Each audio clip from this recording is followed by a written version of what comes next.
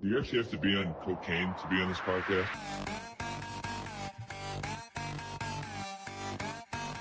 It's a great day to be a Wildcat! Cocaine.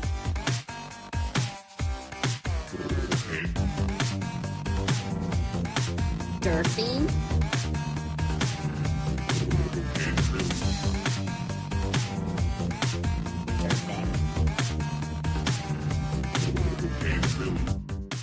What is up, everybody? You're listening to yet another edition of Cocaine Willie, the official K-State representative on the College Huddle. I'm your commissioner, Bob Trollsby, and as always, I'm joined by my co-host, the good chef, Andre Napier, and Fireball Matt Marchesini.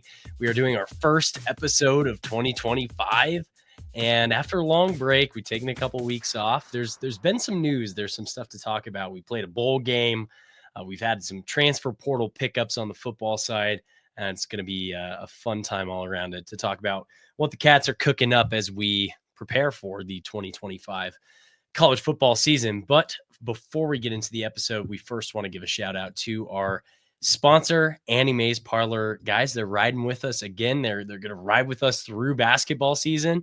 I hope for the sponsorship sake, we have some postseason play to talk about. At least we will for one of the two basketball squads, but probably not the other. But we'll get to that in another episode. But this episode is brought to you by Annie Mae's Parlor, located at 616 North 12th Street in the heart of Aggieville in Manhattan, Kansas. Annie Mae's has been in business for 50 years. Well, 51. They turned 51 this year in 2025, so that'll be pretty cool, and is an absolute must-visit destination in Aggieville on game days and school nights alike. Annie Mae's is my favorite, our favorite destination in Aggieville, and we always make a point to go visit our auntie every time we go back to the Little Apple. They feature a wide variety of craft cocktails, draft beers, and everything in between, along with entertainment like live music, comedy, and all sorts of other events. As you're listening to this, I'll publish this, Monday, January 6th, and most of you will probably listen to this on the 7th. On Wednesday, the 8th, you have Trivia Smackdown at Annie Mae's, one of their weekly events that they have. Go check that out.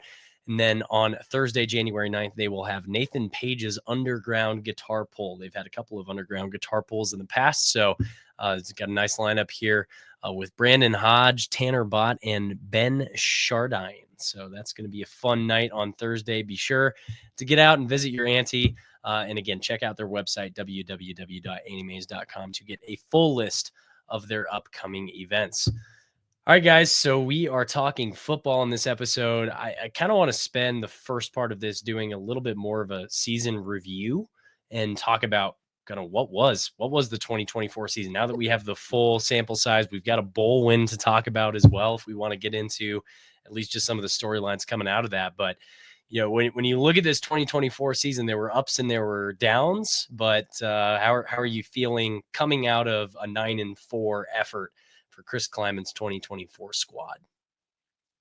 Doesn't this season just scream a Chris Klieman season? Like, this is what Chris Klieman is at his base minimum, and I can appreciate that. There was some hype going into this season.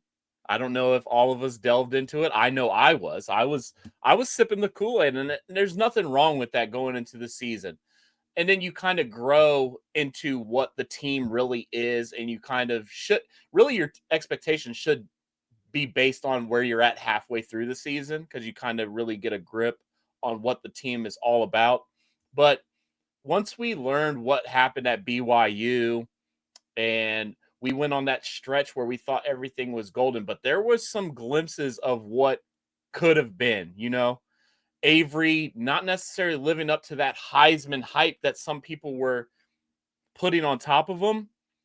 But all in all, for a record-breaking season in a lot of aspects of this offense, individually for multiple players, accolades achieved all over the place, it was a fun season. It was a standard Chris Klieman season with a little bit of, a little garnish on top to make it look like it was more than what it was. But a 9-4 season, I'm never going to complain about that. zero times out of 100, I will never complain about that. It's kind of the 2021 season, right? You end the season with that Texas Bowl victory against an LSU squad. Granted, this Rutgers team I think is better than that LSU team was, but Yeah, it's but kind of that that one you was get the bowl win to give you the 9-win mark. No, that LSU one got us to 8-5. That was 8-5. That was it was the Pop-Tarts Bowl. Pop-Tarts Bowl was, I mean, yeah. That got us to 9 wins. Last year we were an 8-win team. Yes. Yeah. So, repeat Jeez. That was a little bit of a struggle trying to figure out all that. But if you look at kind of the overall season, 8-4 would have definitely been the floor. I think it's hard to kind of compress the season and not, for me, describe it as, as you said, a what could have been. I don't think it's fair to call it a disappointment by any means. It would have been interesting to kind of see some of the discourse if we were 9-3 and then lost the bowl game, if we would feel the same way about a 9-4 season that you do with an 8-4 and a bowl win. Where are we at if we're 9-3? Are we taking Iowa State's spot? Basically, we're playing Miami. I would imagine it would depend on kind of that. If, for example, you lose or you win the Iowa State game, that last game, maybe you're considered to be, the better looking candidate for that bowl game. Anywho,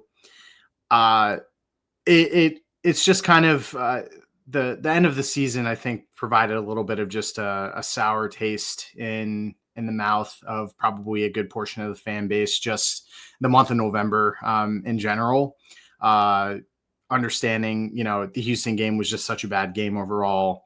But then really kind of laying an egg at home against Arizona State, albeit that Arizona State team, I think, came on in the second half of the season to where even if, it laying a half, the first half of a what could have been, could you have scored, a touchdown at least, or, made it at least a competitive game to get it close in the second half, who knows, or the Iowa State game.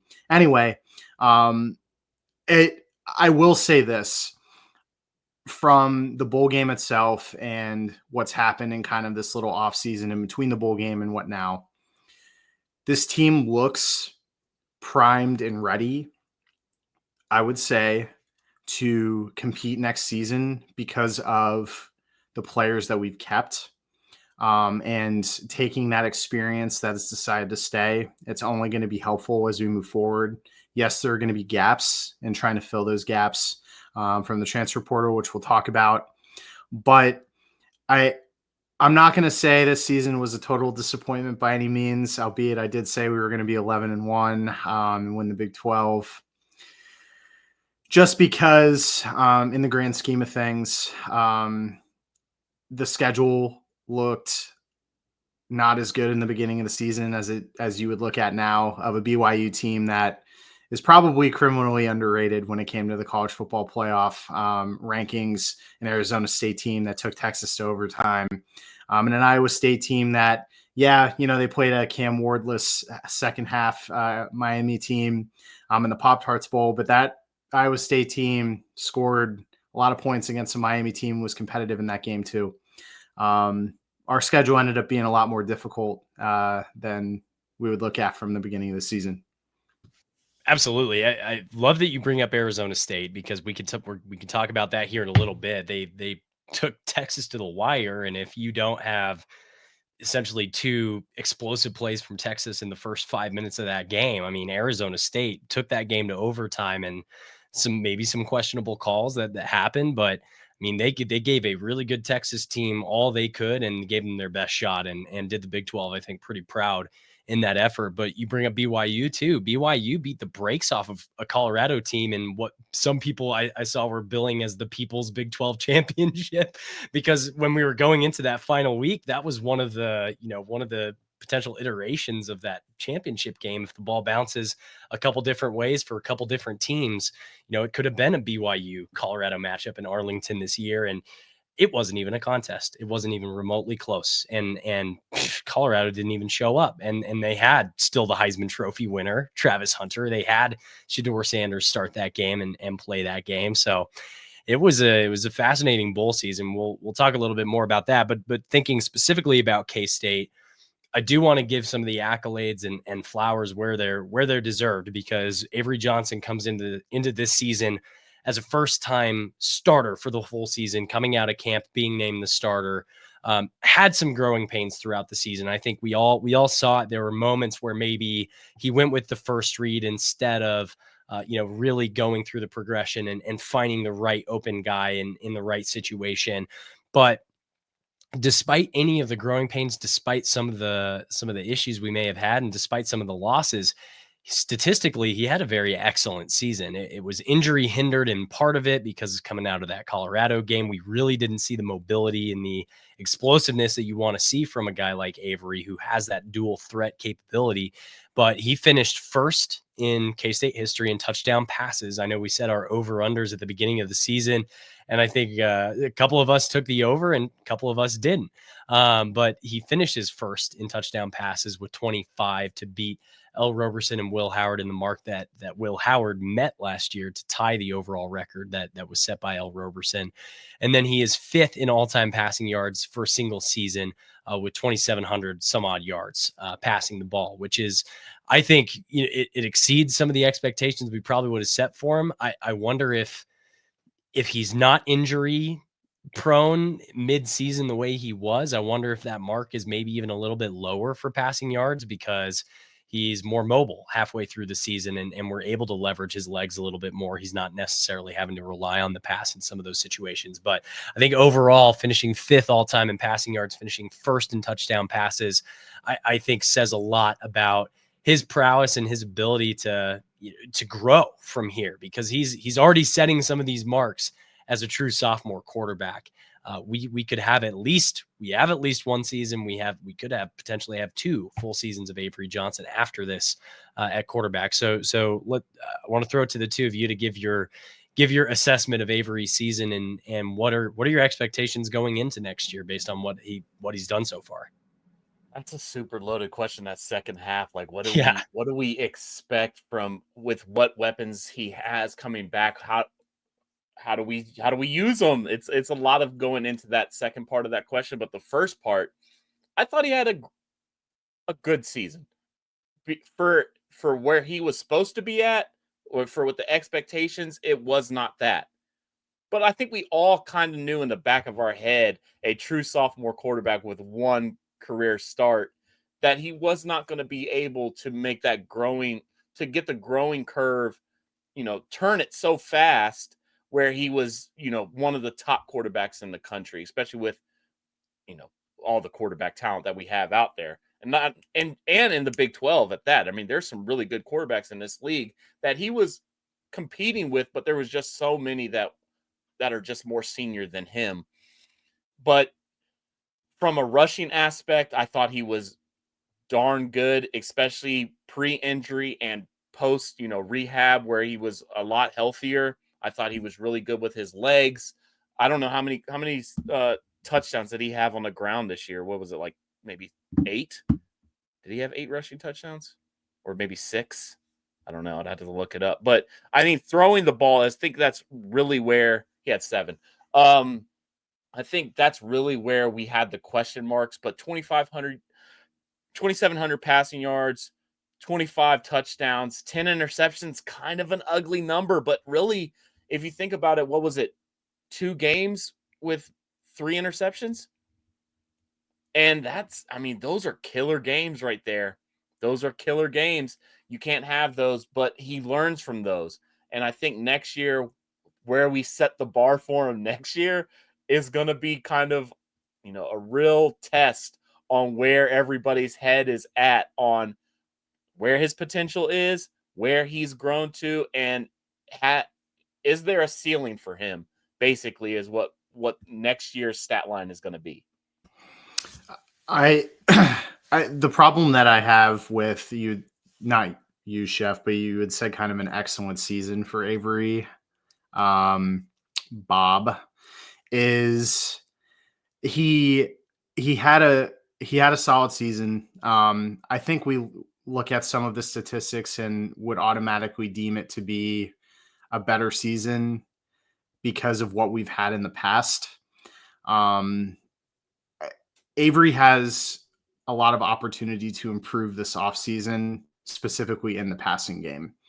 For those multi-interception, multi-turnover games that he had, it was a little bit of being uncomfortable in the pocket and making a bad decision. There were multiple games this season and multiple opportunities for the big play, and the accuracy isn't there with the big throws yet. It kind of brings a really good question that I've seen some people kind of talk about with him, and there were a lot of unfair expectations that I think were brought on Avery Johnson to come in this first season and just be lights out, electric every single game. Knowing that from what we saw last season, one of his big pieces of the puzzle was his ability to run the football. The game plan, I'm sure, we're going to talk about here in a little bit. We look at the game plan in the bowl game and what the play calling was like in that game. And that type of game, if that could be called for a few other games this season where you leverage a lot of your speed and giving Avery the opportunity to roll out, try and make a play. That's where I think his biggest strength is the improvisation of trying to find guys open on the run. That type of game plan, I'm not saying we would have won the Houston game with it. Probably, we wouldn't have won the BYU game with it, but maybe the Iowa State game. It's just some of those things where, you look at Avery Johnson's skill set and what he's become in his one season fully starting. He's shown the ability to throw, but I love the improvisation that he's able to put together and being able to run also to try and get a first down. He's going to improve in the offseason. I think the expectations that people put on him this season are now more fair for next season after 1 year of being able to see what's going on, because you would expect that he's going to improve in his junior season. If he does improve the way that I would say he improved, from his freshman season to his sophomore season of, certain aspects of his game, I think he will be considered one of the top quarterbacks in the Big 12. Now it's going to be very interesting to see, how coaches kind of look at him in 2025 compared to some other kind of junior quarterbacks or senior quarterbacks that are going to be in the conference. My thing is for that, like just the excellent season and how we describe it, I think we put a lot of emphasis on like the word excellent. If we remove what we had set in the preseason with the outrageous expectations, Heisman talk should not have been talked about for him. And I think we all get a little caught up in that's where the bar should have been. But I think for him, if we would have had the expectations of what a first year starting quarterback was, this was an excellent season. I mean, he's one of the most dynamic quarterbacks that we've seen through Kansas State. And it's not the same style of quarterback that Kansas State has grown to know. We can't rush Avery Johnson 30 times a game to, get him 3 touchdowns a game on the ground like Colin Klein, or he's not Michael Bishop where his stats are, clear Michael Bishop's easily, but he was more of a senior quarterback. So let's see what he does his senior year. But for a sophomore campaign for a quarterback that's 187 pounds that we can't run into the back of an O lineman 30 times a game, I think this was an excellent season, relative to what we should have expected.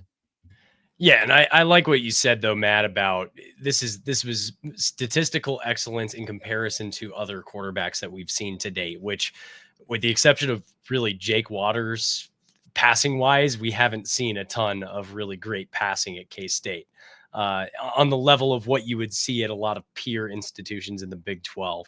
When you look at some of the statistical, passing yards, all passing touchdowns, that kind of stuff from other Big 12 schools that we've kind of learned to accept as more the average or the mean, if you will. I do want to talk about DJ. So DJ caps off his career, doesn't play in the bowl game, but he does finish third all-time in career rushing yards. That is a statistical category that when you look back in history of K-State, we've got a lot of rushers who have rushed for a lot of yards. When you think of the names of Darren Sproles, Deuce Vaughn, a lot of those types of guys, Daniel Thomas, you throw DJ into that mix, he finished third all-time in career rushing yards with 3,087, and he finishes seventh in single season rushing yards with 1,300, 1,343. We were saying before the season, if he could rush for 1,600, he would be, first or second on that list. He doesn't quite hit that mark, but he does have a great season, and we're seeing DJ right off into the sunset. Just give the two of you an opportunity real quick to talk DJ Giddens and maybe wax poetic about his career at K-State for a moment. Well, he's one of those homegrown kind of players, and that's not even talking about him being from Junction City at all. He came through. He got his moments as a freshman, especially with Deuce, working with Deuce Vaughn, and he's just grown into that role despite, having just an extremely relaxed personality. He's here to play football, and that's it. I mean, he's a guy that was just 100% focused on football. I'm sure he's very focused on himself, and also focused on the team, but you could never tell just because, he never wore his emotions on his sleeve. And you have to appreciate that from a player of his kind of echelon or tier when you look at the top running backs in the country. It was always very special just to be able to see how he could take control of a game. I think of the 2023 UCF game as a really good example of that. The Colorado game this season, he would find opportunities to, he would take a 2-yard gain and then turn it into 6, 8. Thanks, Shiloh. Thanks, Shiloh Sanders. Yeah, break tackles and get a first down.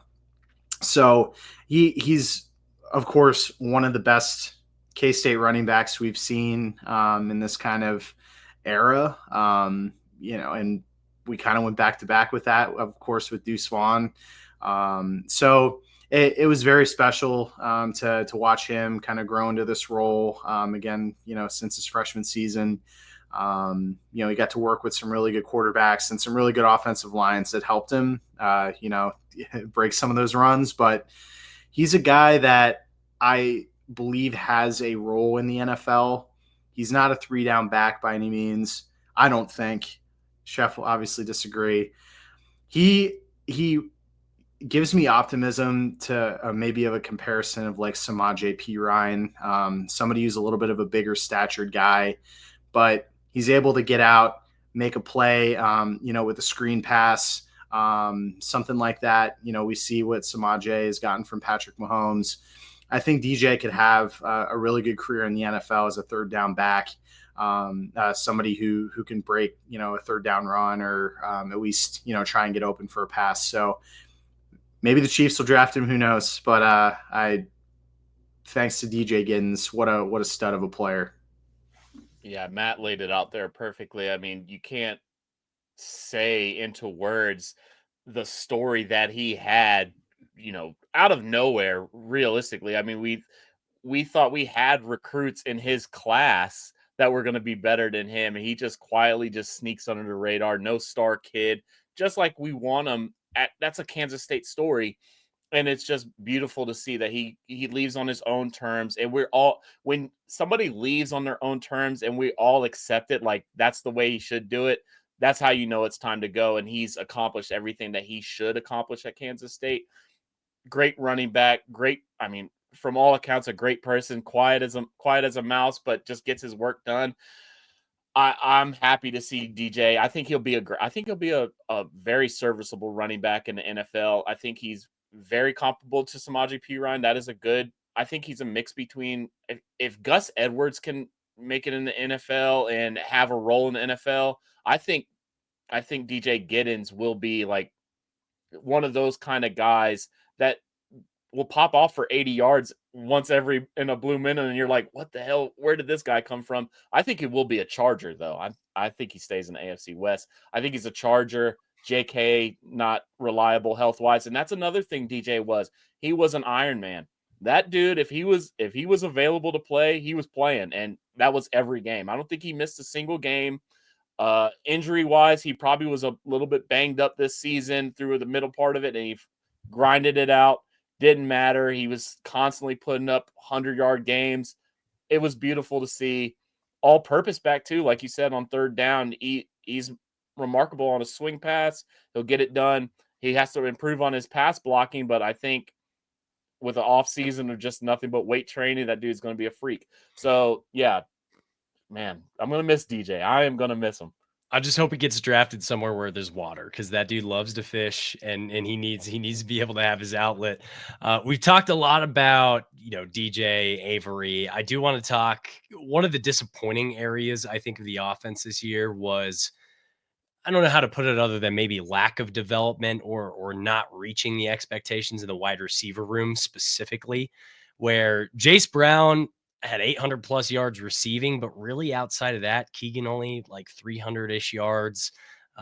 Keegan was third, I think, second in the room as far as total receiving yards. And, Dylan Edwards, we thought we were going to maybe see him schemed into the slot, into the passing game. We saw it from time to time, but it really didn't dominate the amount of touches that he got. And so just what do you think about that wide receiver room? And obviously this has been an area of focus for this team in the portal, which we'll talk a little bit more about. They've already gone out and gotten a couple of guys, a familiar name in Jaron Bradley.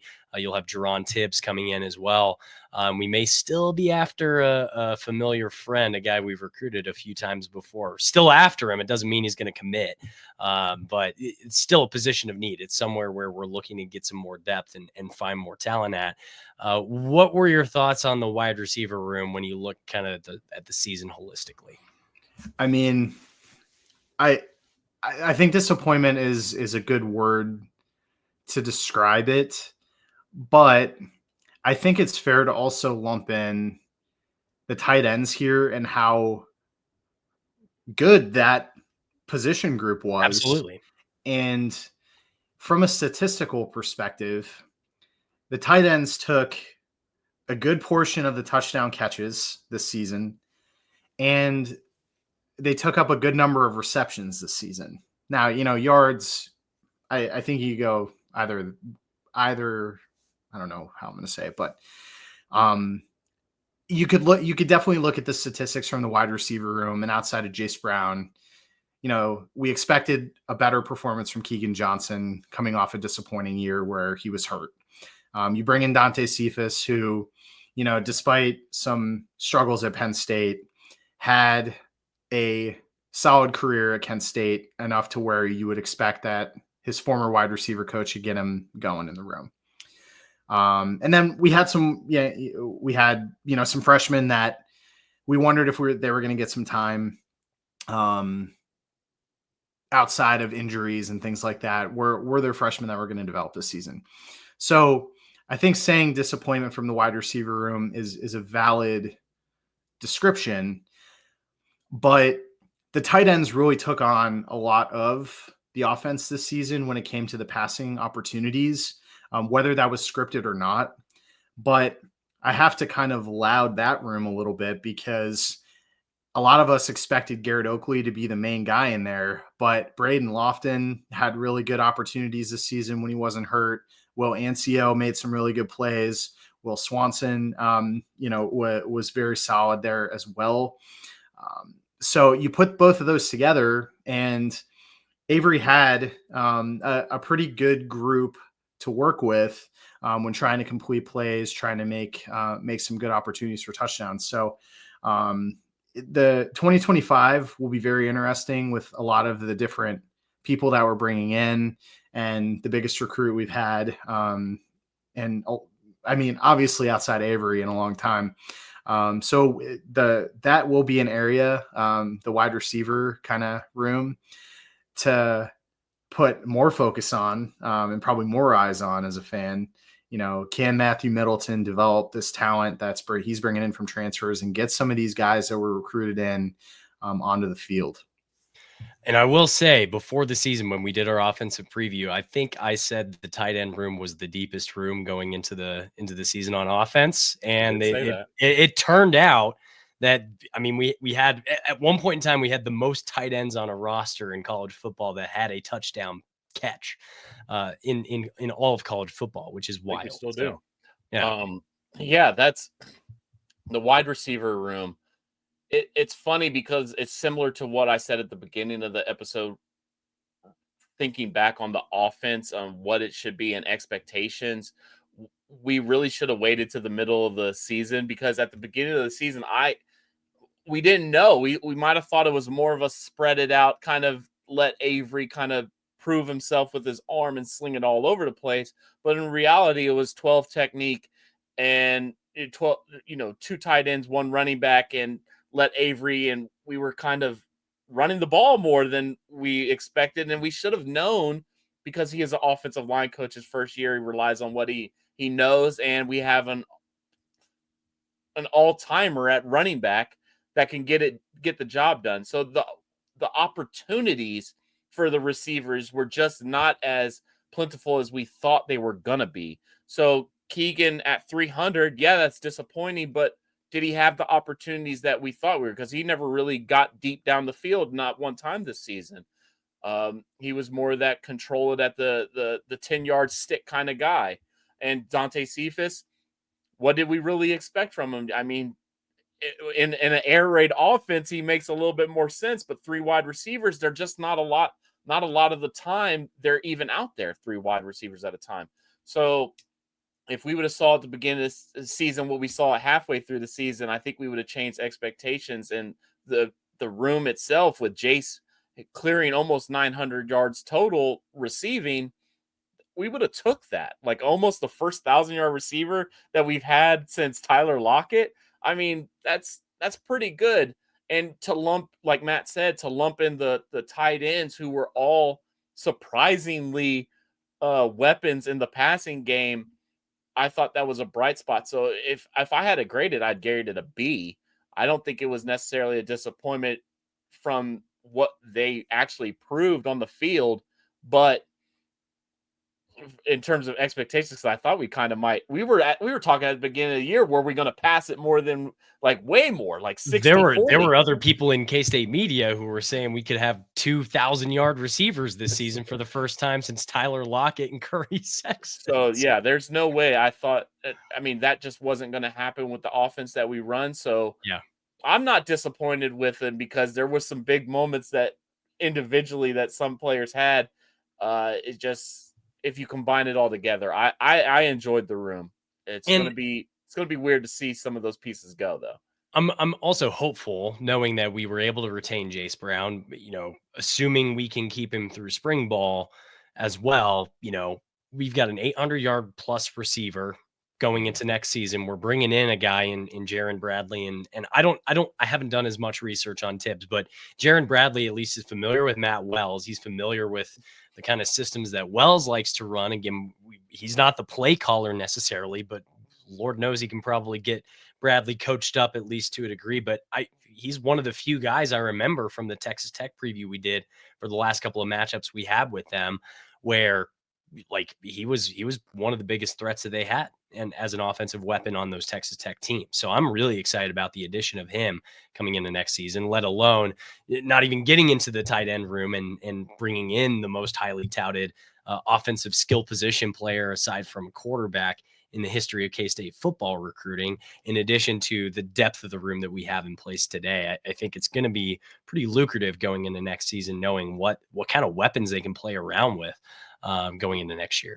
Yeah, it's going to be a different wide receiver unit, because a lot of our guys were in that 6'1" range, maybe even under 6'1", and now we've got multiple guys that are clearing like 6'3", 6'4", 6'5", It's going to be a different looking receiver unit. And to touch on Tibbs just for a second, Purdue is kind of in that similar vein that we were, where their leading receiver was a tight end who's now currently a Buckeye.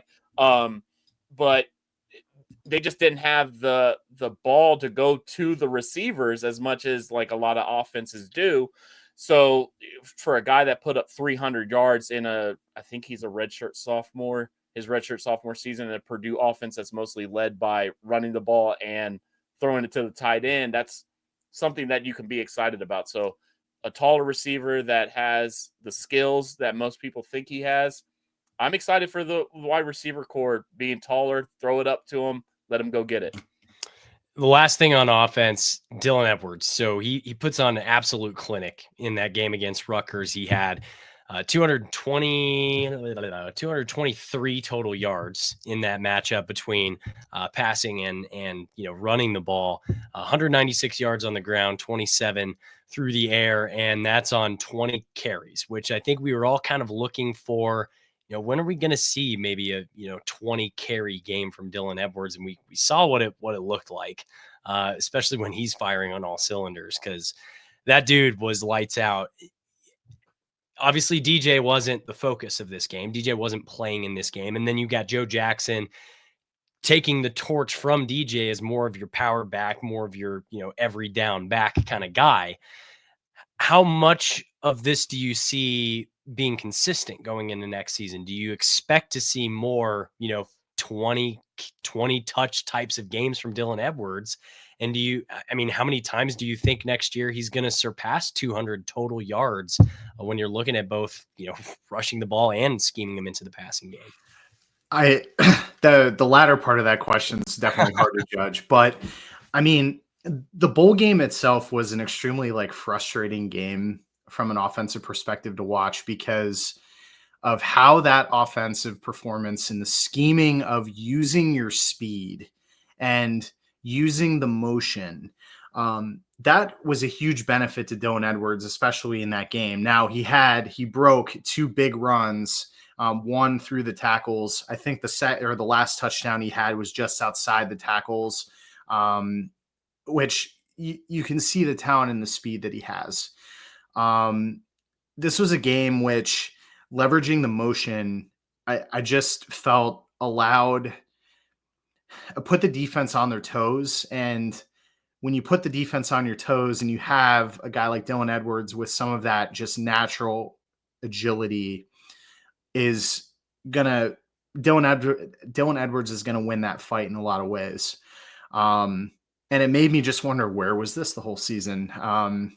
I kind of posed an interesting question to you both, but, we talked about DJ Giddens and how, a lot of the season we're game planning, leveraging DJ Giddens, but, that was very much, I felt, hurting the ability to use Dylan Edwards in kind of some of these different ways, because you have just a completely different type of back in DJ Giddens on the field. Dylan looked like a guy. Yeah, he could get 20 carries a game. Yeah, he could get, more than 20 touches a game. I don't believe that's any issue compared to what we saw in this game. But there's going to be a couple key factors in his development and how he could be kind of this lead back next season. It's going to be putting together an offensive line that can help you run in between the tackles. But then an important something a lot of people don't talk about is having wide receivers and tight ends that can effectively block for some of these sweeps and these motion plays that get the ball into Dylan Edwards' hands. If you don't have a good wide receiver group that can also block, you're not going to be as successful running a lot of these plays or having a tight end out there that can block.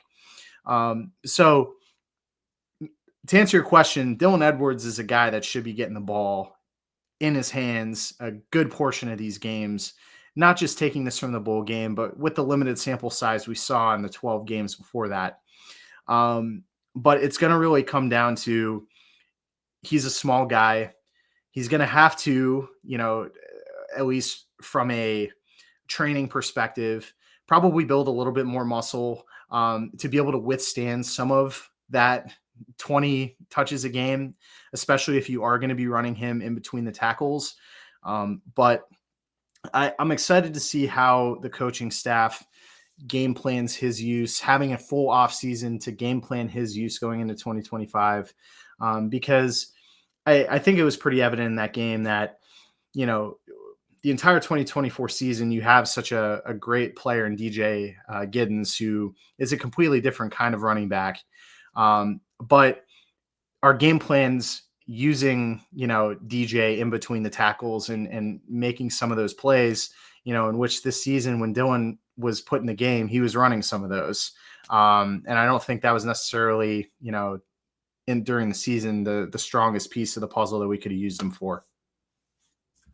Yeah, that's obvious. We all saw that. We're not even football coaches, and it's kind of obvious that he's not the same back as DJ Giddens, and he shouldn't have been used in that role. I think later down in the season, we started to see a little bit of that. I mean, Arizona State, we run that exact jet sweep, and he pulls up with a hamstring, and he just doesn't return back to the game.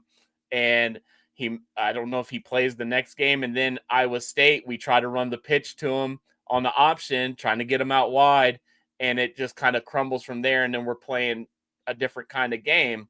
I think later down the road, we did see that from Connor Riley, that he was trying to get in his bag for Dylan Edwards. But Dylan Edwards is one of those. I mean, he was one of those recruits out of Kansas that was explosive, and he was a blue chipper, one of those guys that we needed out of the state. He finds his way back, and I think the role is starting to find his way to him, where he's not necessarily the 20 carry guy. I don't know if we want to do that.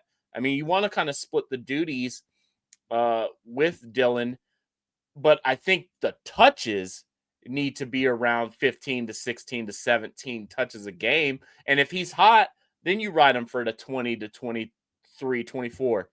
But if he's just, he's can be a decoy at times, but he does need the ball in his hands, like you guys were saying. And would be exciting to see with the type of receivers, like Matt was saying. We need more blocking guys that are willing to block and are experienced at blocking out on the edge, and that can physically move people out there. What he can do in the slot as a smaller receiver and exploit matchups, especially if we're going big, where he can be at on the field doing those kind of things. And I thought the same thing at the beginning of the season when you had, like Matt was saying, true ball knower up there. When DJ Giddens is out on the field, you kind of want to give him the ball too, because he's really, really good. Where is the ball going to come from if we're giving so many touches to DJ? Jace needs the ball. The tight ends are really good. They're getting the ball. Avery can run the ball as well. Where does he fit in? And now that I think DJ has found his way to higher levels of football, I think Dylan might have found his ability to get the ball more. I don't think people will be bitching if we're 10-0 and you're not touching the ball. I mean, I think some of it comes with the losses too, right? Yeah. Because I don't remember him versus BYU.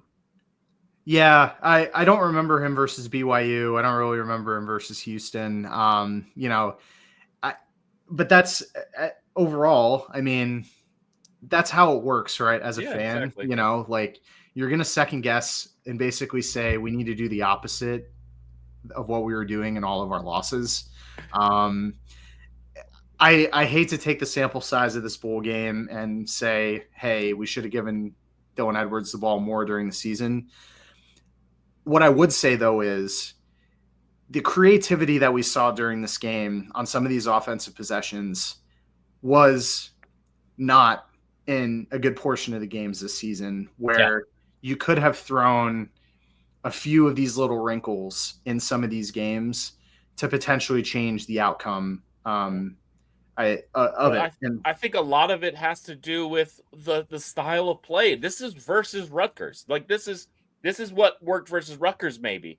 And, versus Iowa State, who's more DB centric. Like, Rutgers ran a lot of 4 down with tight linebackers that were really, really big and safeties that were really, really big. So we can get them out on the edge. But versus Iowa State, who's running 3 down, 3 linebackers that are running sideline to sideline, and safeties that are really, really fast, maybe that just doesn't work against them in a game that is 14 degrees cold.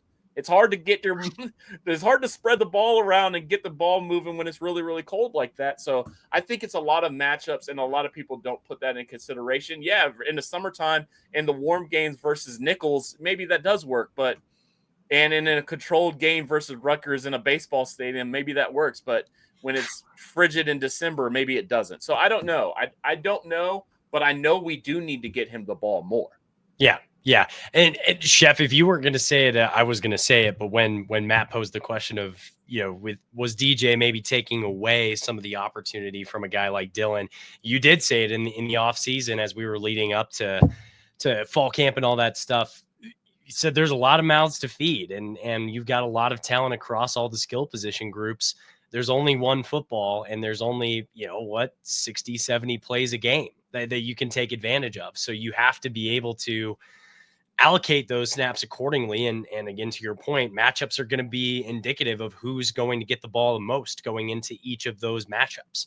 And your coaching staff will make adjustments on the fly if something isn't working, or make adjustments at halftime if something isn't working. But you have a game plan going into those games, and the game plan against Iowa State in Dublin next year, depending on the personnel, depending on who they pick up in the portal, depending on what we think they're going to show us defensively, that could be indicative of a 5-touch Dylan Edwards game and a 20-touch Joe Jackson game, or the opposite. Just depends on what the coaching staff sees and preps for. And I think Matt made a really good point. Don't take too much out of this game because of all those parameters that you were just saying, but we can also take a lot of it because Jace Brown really, really, really emerged in that Pop-Tarts Bowl game, and it was really fun to see his connection with Avery, and it kind of went into this season where Jace Brown is the number 1 receiver. So Dylan Edwards being the number 1 back, and we saw the connection and all this stuff and the play calling, and Connor Riley evolving as a play caller, and him cementing himself as the play caller for next year.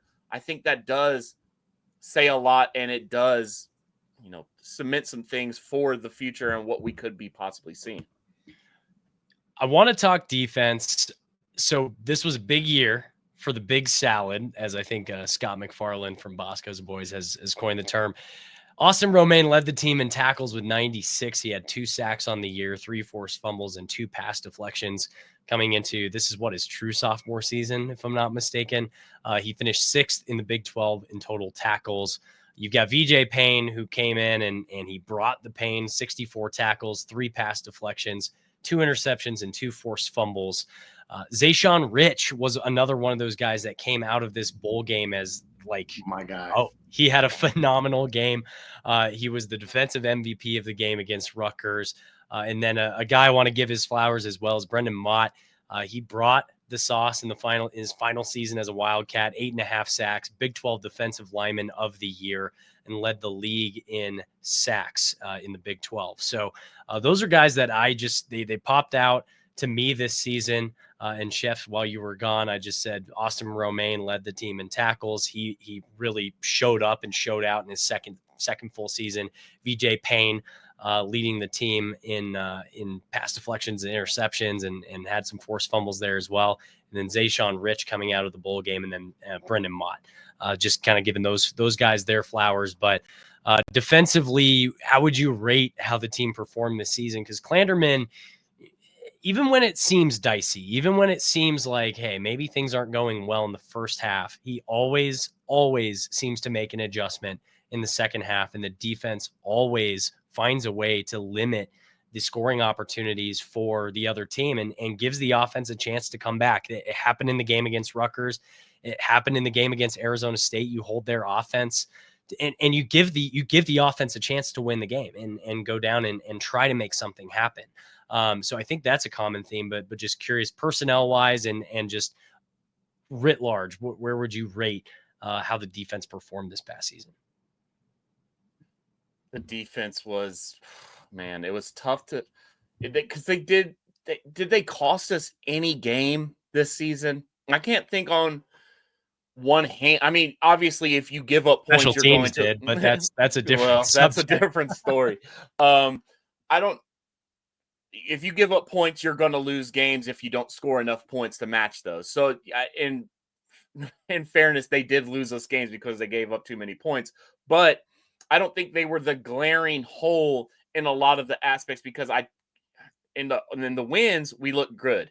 We look good on defense, but in the losses, it was tough because they were either given short fields or they didn't make the adjustments quick enough, like you were saying, Bob, where it was the second half where we shut them down, but we just didn't have enough fight to get back into the game. It stinks because a lot of those seniors should have went out on a bigger shield than they did. I think Brennan Mott, for example, 6-year, I think it could have been a better season for him. Statistically, he had all the numbers, but I think the wins would have been a lot better. But I would not be shocked if we, you know, formationally and schematically change some things this defense for next year because I think the personnel that we're building, I think we're building more towards like a 4-down front with Cheedy, those kind of guys being that swing defensive tackle, defensive end kind of guy. We saw it in the bowl game where he's more on the interior, rushing the passer, also, controlling the run lanes. I wouldn't be shocked to see that. But some of those players, man, Zayshawn Rich, like you mentioned, Donovan McIntosh, I thought he looked really good in the bowl game outside of, some confusing aspects where he's 17 yards off the ball and all those things. And we've got some young cats on there that can really do some things, and I'm excited to see. Ryan Davis, just to name a few that have me excited, that can, keep the boat afloat until we get some of those guys in the transfer portal acclimated into the defense to really, bring the star power. Yeah, I agree with all aspects of what you said. This was a defense that there were a lot of questions, I think, at the beginning of the season with, you could say with almost all of the position groups, maybe outside of corner, just because Jacob Parrish is so highly thought of, and you have a returner in Keenan Garber who has a ton of experience, right? And so the overall defense I felt was better than probably a majority of the fan base thinks about how the defense performed this season. The biggest struggle, I would say, in some of these games was, you have first halves that are a little bit lackadaisical or more relaxed. But Joe Klannerman and his team, they did a great job of making some adjustments to go into the second half against the opponent, and that got us in situations where we could win some of these games. The Rutgers game is obviously one of those examples where the defense was just, out of sorts. But then again, you think about from a defensive perspective and who you were playing out there. 3 weeks to get a defense together against an offense that looked a little bit different than what you would say Rutgers was putting on throughout the entire season. It was the defensive adjustments they made in the second half that helped win us the game, along with obviously the offense, kind of putting on a show in that second half. Going into 2025, I'm excited to see the athleticism, especially on the defensive line. We talked a lot about Toby Onsen-Sanmi at the beginning of the season, and he had some really good moments this season. But how can he develop in the offseason so that he, kind of turns into, not just a rusher to the quarterback, but can he develop some of his skill in doing, against the run? Chitty, a guy who, a lot of people didn't know if he was going to be back for 2025. I'm excited to see how he develops. And then, on the inside, it's very helpful that Usa Seumalo is coming back. You have that type of experience along with Damian. Can Malcolm Alcorn Crowder get on the field? Who knows? But this is a defense that the biggest question mark going into 2025 is going to be at the cornerback position, because you are pretty much going to be working off of transfers, and then seeing how your cornerbacks develop. Zayshawn Rich, my guy, had really good moments in the bowl game. He started off very slow in that game and really came on and made some really big game-winning plays in that game. Reminds me a little bit of Jacob Parrish, and how he was thrown out there early on in his career and how he developed into to be one of the best cornerbacks in the Big 12. So I'm excited to see how the defense, improves in the offseason going into 2025. I think we got some really good transfers that are going to come in and make a difference. I stress on that. We'll talk about the portal in a little bit. I have a favorite transfer in this group coming on the defensive side. So very excited to see how that all goes. Let's talk portal now. So K-State's picked up a number of guys from the portal already. The first commit of the class, which I was, I love seeing wins over Brent Venables in any regard, no matter how they come. But certainly getting a guy in Jaden Rowe, cornerback, more of a project kind of guy from everything I've gathered so far. Hasn't seen a ton of playing time, but has a ton of potential. Has all the measurables, a raw talent kind of guy. We've picked up 2 wide receivers. So we've gotten Jerron Tibbs from Purdue, Jaron Bradley from Boston College, but most of you would know him from his time at Texas Tech, where he was recruited by Matt Wells. You've got Marquavius Moss from West Georgia. He's a safety. You've got another safety in Gunnar Maldonado, who is a team captain at the University of Arizona. That's a big get right there. You've got Amarian Fortenberry, cornerback from South Alabama, Gabe Irvin, running back from Nebraska, who came out of camp twice as the starter, but just never quite panned out because of injury issues. Gabe Powers from Ohio State at linebacker, and then Amos Talalele from USC as an interior offensive lineman. So those are the guys that we've gotten so far. I would say there are still some remaining needs, but another guy we're still kind of chasing after, but probably going to go the other directions of Malik Benson. He's a wide receiver, so clearly they still have targets in the wide receiver room. But what do you think of the class so far, and what other remaining needs? What other guys are you wanting to see come into this class now that the portal window has closed, but guys can commit at any time? I wanted to go first specifically so I could say who my guy from this portal class is going to be. It's Gunnar Maldonado by far. I think he, out of all the players, is the biggest pickup for this transfer class. You mentioned he was a team captain at Arizona. Not just the team captain, he's basically the quarterback of that defense. And when he was healthy, he has shown great leadership on the defensive side, and he's also a really, really, really good football player. I mean, he's a guy who I don't think ball hawk is like an appropriate word from a safety, from a safety position, but he's a guy that is smart, knows where quarterbacks, are thinking. I think he's going to be such a huge pickup for this defense, not just because I expect that he's going to come in and just automatically be the defensive leader. I don't think that's going to be the case, but I think he's going to come in with that experience, and he's going to make everybody else around him better, especially on the backside in the secondary. I think he's going to pair extremely well with BJ Payne, and he's going to be very helpful, especially as our cornerbacks are going to have to be, in the offseason. The ones that we have right now are going to have to continue to improve and get better at the position. But then we have some cornerbacks, obviously, that are coming in that are also going to be in a position where they're going to have to get used to this Joe Klanderman defense. So I think Gunnar Maldonado was a vital pickup for this defense. If you want to see this team try and contend for a Big 12 championship next year, because it takes a little bit less off the coaching staff of having to try and develop somebody at that role.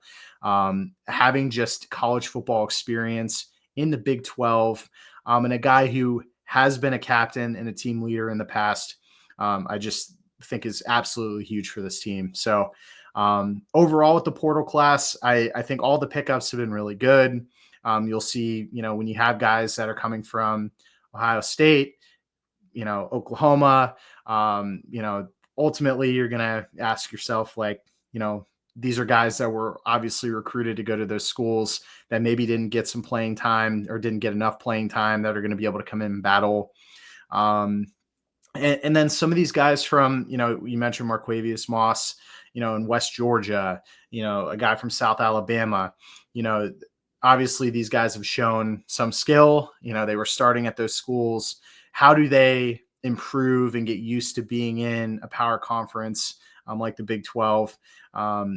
That's going to be the one thing. This coaching staff is going to have to do some development, because on this list, you have guys that are going to come in with the expectation that they're going to be able to start in Ireland for the first game of the year.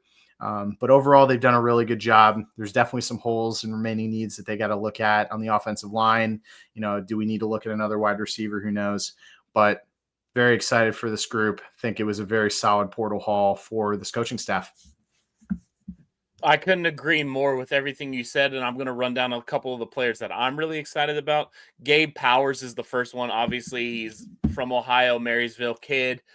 Really, really good football player coming out of high school. Insane talent. 6'4", 240 right now currently. I think he was a little slimmer than that when he made it to Ohio State. But when you think about the position that he's going to be playing, that will linebacker he's taken over, not necessarily but the frame that he's taking over from Austin Moore, who was, maybe 6 foot, 6'1", like 220 pounds.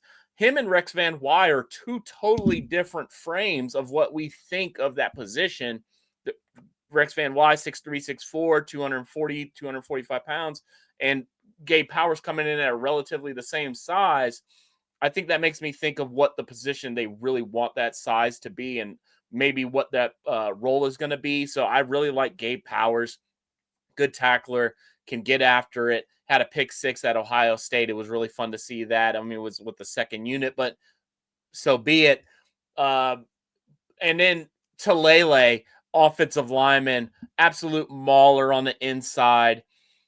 He's more of that ball of clay that they need to mold. Maybe he needs to be a little bit in more shape. Polynesian stud, love to see that. It would be really fun to be a fly on the wall with him versus Uso.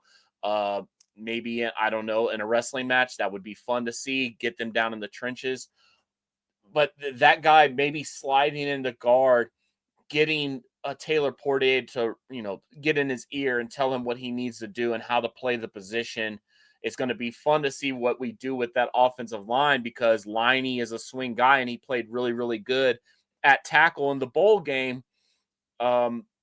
Sam Hecht, second team all Big 12 kind of guy. So he's going to be cemented right there in the middle, a young cat going into his, what is he, a sophomore, or is it going to be his redshirt sophomore year?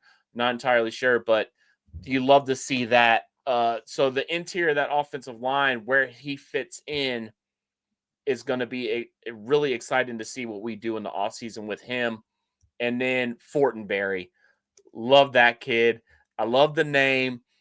I'm excited to see what he does at the cornerback position, because we did see the young talent that was there that was really long. He's more of that slot guy, I think, that played more like Marquise Siegel, I think. But I don't think he's going to play safety. So it's going to be exciting to see what these guys do.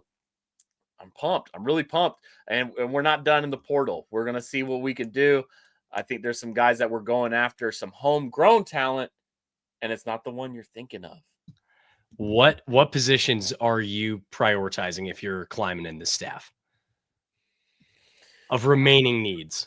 I think offensive tackle is number one. Yeah, offensive tackle. Offensive tackle is number one for sure. I think Fortenberry locking down, getting that cornerback spot really was a good spot to fill.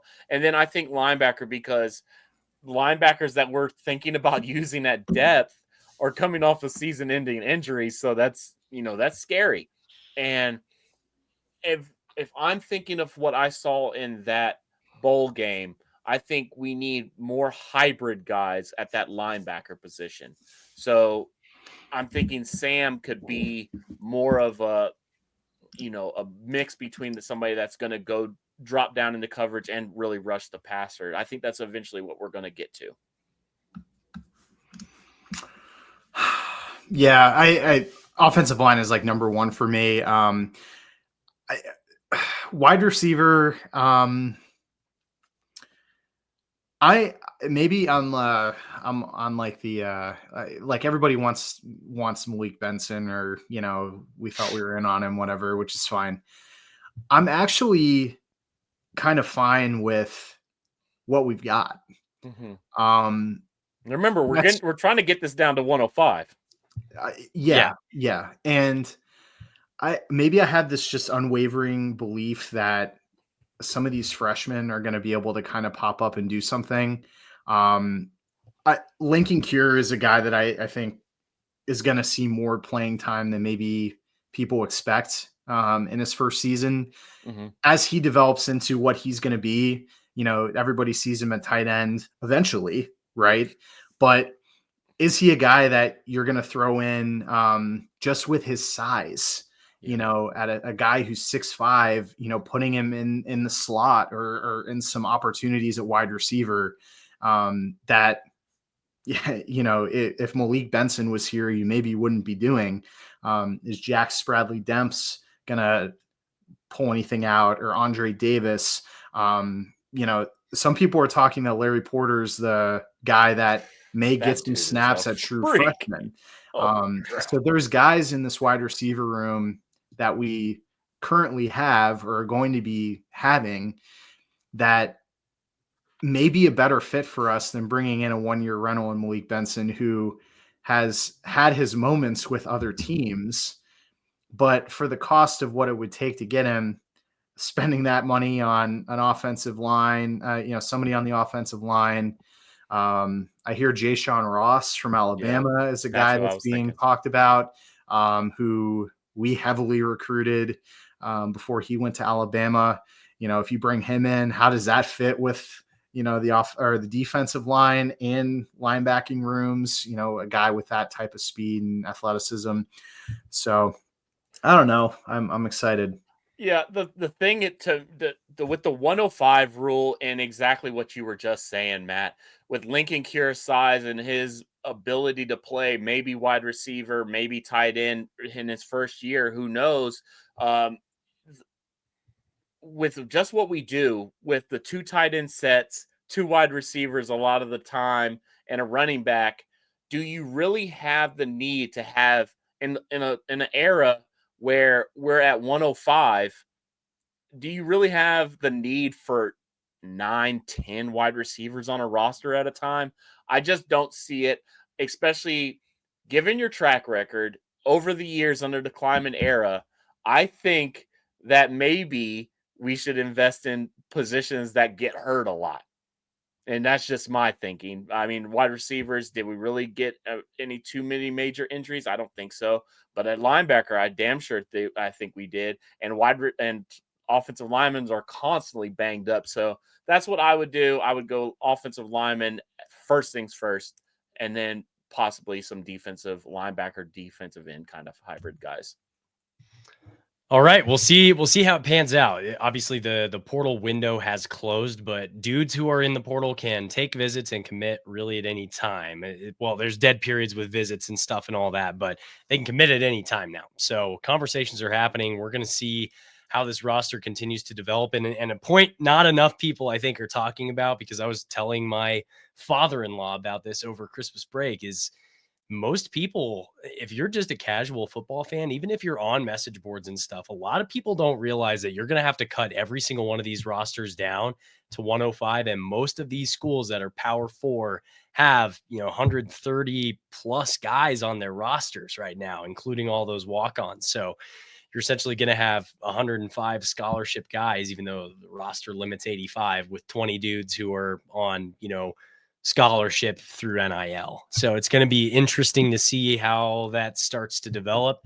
Shout out to Derek Young and On3 K-State Online. He's got his March to 105 tracker right now. And there's a lot more names on that list than I think folks would think. So we're going to have to cut down these rosters come spring ball. But last, before we go, picks. I want to get your picks for the college football playoff semifinals, which will be played this weekend. We got Texas versus the Ohio State University. Ohio State is favored by 6, and Penn State versus Notre Dame. Notre Dame is favored by 2.5. Who are you taking in the Cotton Bowl and the Orange Bowl? semifinal edition? I'll go first. I think Notre Dame gets it done. I said at the beginning of this when we were making our picks, I think Notre Dame might be our national champion. I like Notre Dame a lot. I think defense really plays, especially when you've got constant rotation of teams going in. I think Notre Dame is going to be really solid. So I'm picking Notre Dame and I'm picking Ohio State. So we'll see who wins out of those blue bloods up in the North Midwest. What? Portland. No. That is the Midwest. What are you talking about? Midwest. Yeah. I don't know about Ohio, but wait, we're not picking like national championship, are we? Nah, let's save that. If you've got some stones, you would. If I got some stones, well, I think I'll start with the Cotton Bowl. I think Ohio State rolls in the Cotton Bowl. I think they win by 2 touchdowns in this game. Texas looked all right against Arizona State. I think Ohio State has just kind of gone on just a completely different level the past 2 weeks of the expectation of what we saw from them all season. We were going to, see, and I think they're just going to overpower Texas in this game. The Notre Dame Penn State game is actually very tough for me, and it kind of hurts to say. I think Penn State's going to win this game. Notre Dame has obviously shown they have a very, very elite defense. Penn State's offensive kind of prowess in the past handful of games has been really, really good. And I think if Gunnar Stockton wasn't hurt for Georgia, I think Georgia would have won that game. I just think having a freshman at quarterback or just a guy with not a ton of experience at quarterback really hurt them in that game. I think Penn State's going to get it done. I think Ohio State's going to win the national championship. I think they bought themselves a natty this year, and they did it deservingly so because Ryan Day was going to lose his job allegedly. So, so I'm taking Ohio State. Texas right now, red zone touchdown percentage is 64.18%. So they are only scoring touchdowns 64% of the time. That's good for 90th out of 134 teams in FBS. And it has gotten worse throughout the season. Their touchdown red zone percentage was 36.36% in the months of December and January so far. You're not going to win games if your red zone percentage has gone from 88% in August and September to 36% in December and January. It's just not going to happen. And if you're not improving in areas like that throughout the season as the season goes on, I think that's just a recipe for your team to lose. I think they've been able to benefit from a lot of different things in the last couple of games that they've played, but red zone touchdown percentage is not one of them. And if you're not scoring when you get a scoring chance, that typically does not bode well for your football team.